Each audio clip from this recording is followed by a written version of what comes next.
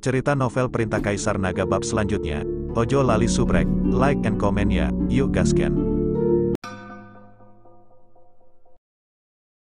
Senior, anjingnya bodoh, ku harap senior akan memaafkanku.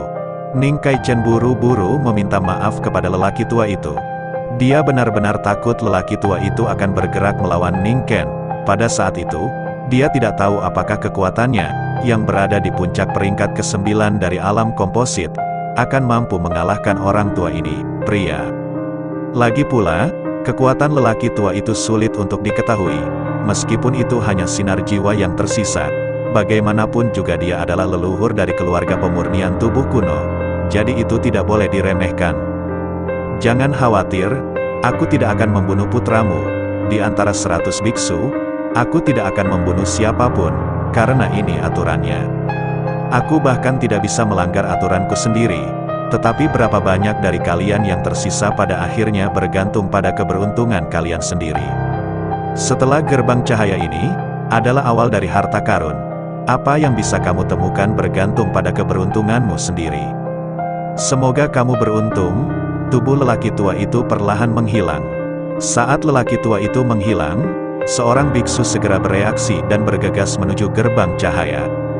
Karena setelah gerbang cahaya adalah awal dari harta karun, tentunya mereka yang masuk lebih dulu pasti memiliki peluang lebih besar untuk menemukan harta karun tersebut. Tapi siapa tahu, saat kultivator bergegas menuju gerbang cahaya, kekuatan yang menakutkan datang dalam sekejap. Kultivator bahkan tidak bereaksi, dia langsung dicekik oleh kekuatan ini, dan jatuh dengan keras ke tanah. Dengan Seal of Demons kami datang lagi, apakah ada tempat bagimu untuk masuk lebih dulu?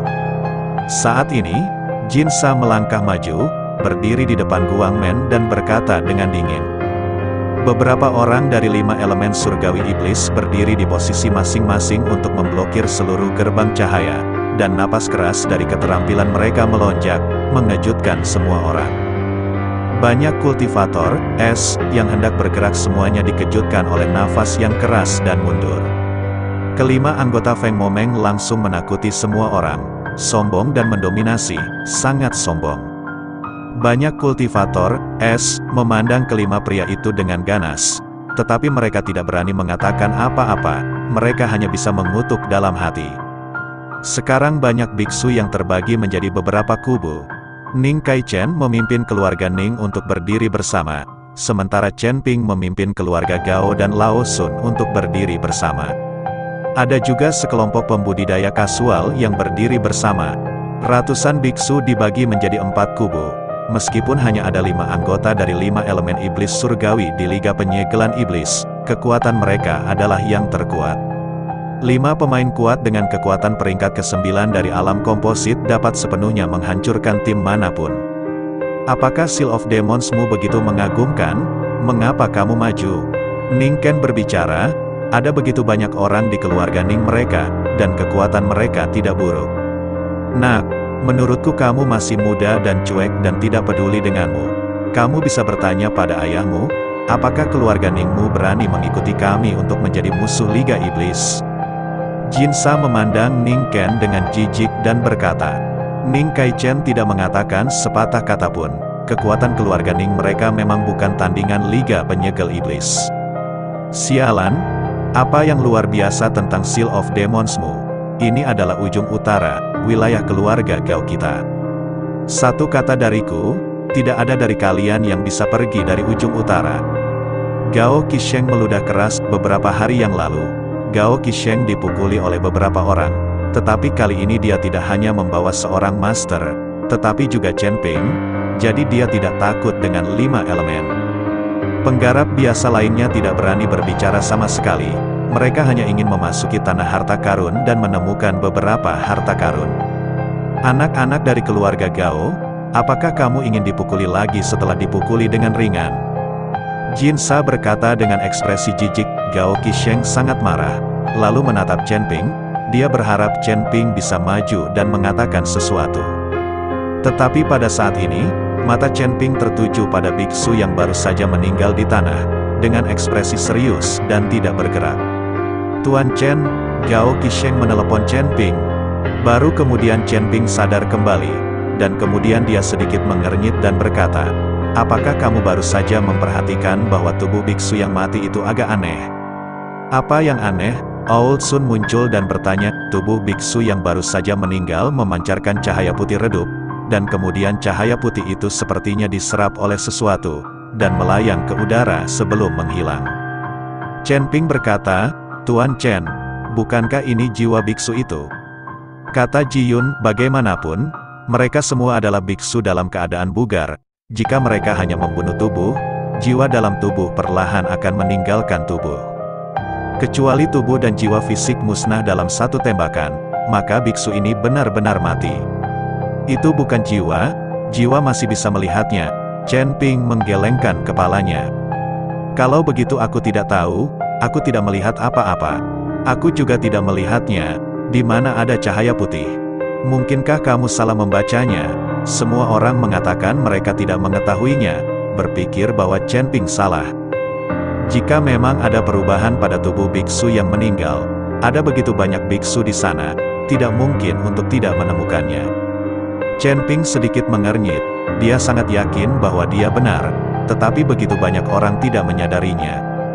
"Mungkin aku salah membacanya." Pada akhirnya, Chen Ping hanya bisa mengatakan bahwa dia salah.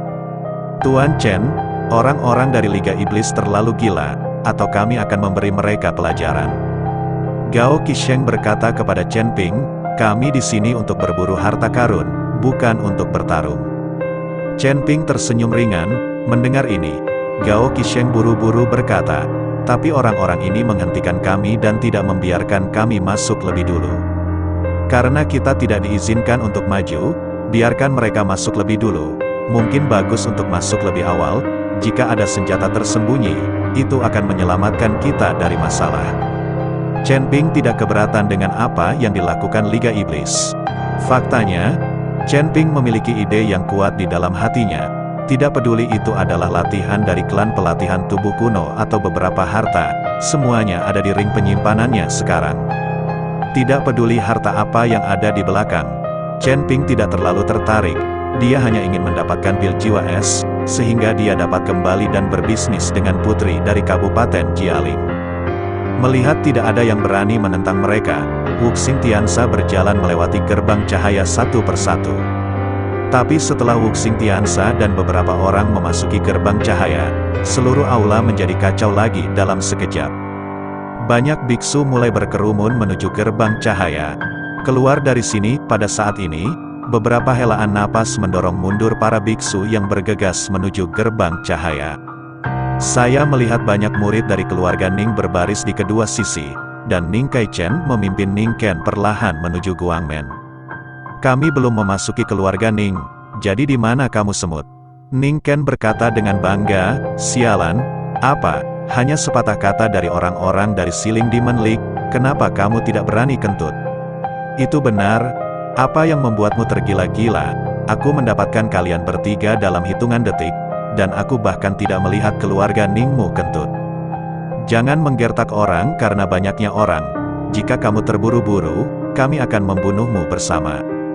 Banyak pembudidaya biasa mulai mengutuk Ning Ken. Ning Ken tersipu karena dimarahi, dan ingin memarahi para pembudidaya lepas ini, tetapi dihentikan oleh Ning Kaichen, yang menyeretnya melewati gerbang cahaya. Lagi pula, kekuatan dan prestise keluarga Ning mereka tidak sebaik Feng Momeng. Orang-orang ini takut pada Feng Momeng, tetapi mereka belum tentu takut pada keluarga Ning mereka. Jika Anda benar-benar terburu-buru, jika ada pertengkaran saat itu, mungkin siapa yang akan menderita? Mereka datang untuk berburu harta karun, bukan untuk bertarung. Setelah keluarga Ning masuk, Gao Qisheng ingin seseorang mengendalikan Guangmen, lalu mereka masuk lebih dulu, tetapi mereka dihentikan oleh Chen Ping. "Tuan Chen, apakah kita akan menjadi yang terakhir masuk?"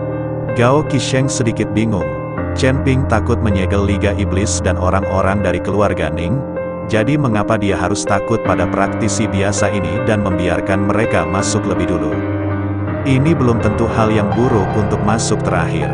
Chen Ping tersenyum ringan, melihat apa yang dikatakan Chen Ping. Gao Qisheng tidak berani mengatakan apa-apa. Dia hanya bisa melihat para pembudidaya biasa itu berkerumun menuju gerbang cahaya. Setelah semua orang melewati gerbang cahaya, Chen Ping memimpin semua orang perlahan. Ketika semua orang keluar dari gerbang cahaya ini, mereka tiba di tanah tandus dalam sekejap.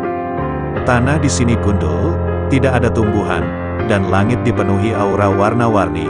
Seluruh ruang tampak terdistorsi, membuat orang sangat tidak nyaman untuk tinggal.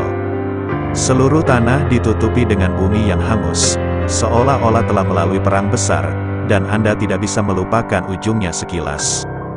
Tempat apa ini? Apa ini juga ilusi? Melihat pemandangan di depannya, Ji Yun terkejut.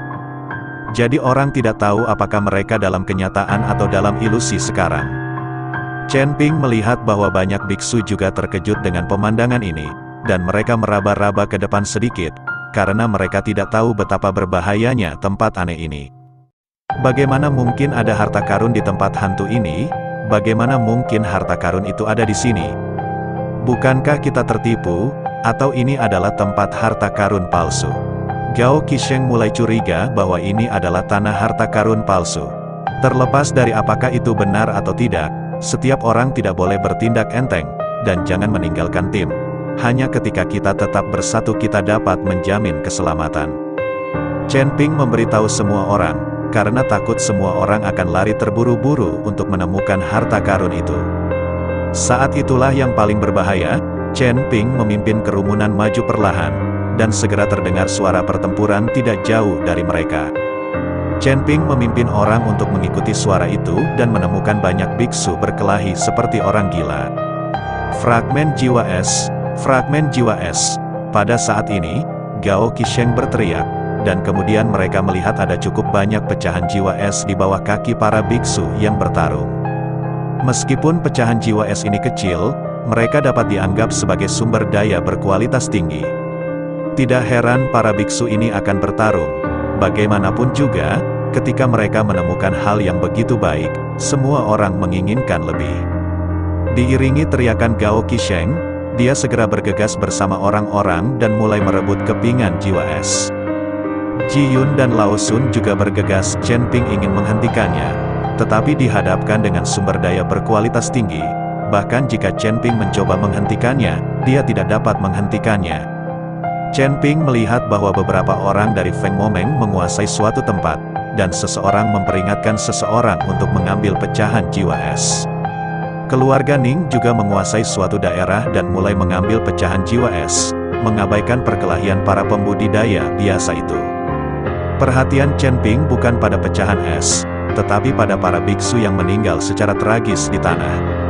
Saya melihat bahwa tubuh para biksu yang meninggal secara tragis ini semuanya memancarkan cahaya putih, dan kemudian cahaya itu perlahan melayang ke udara dan menghilang.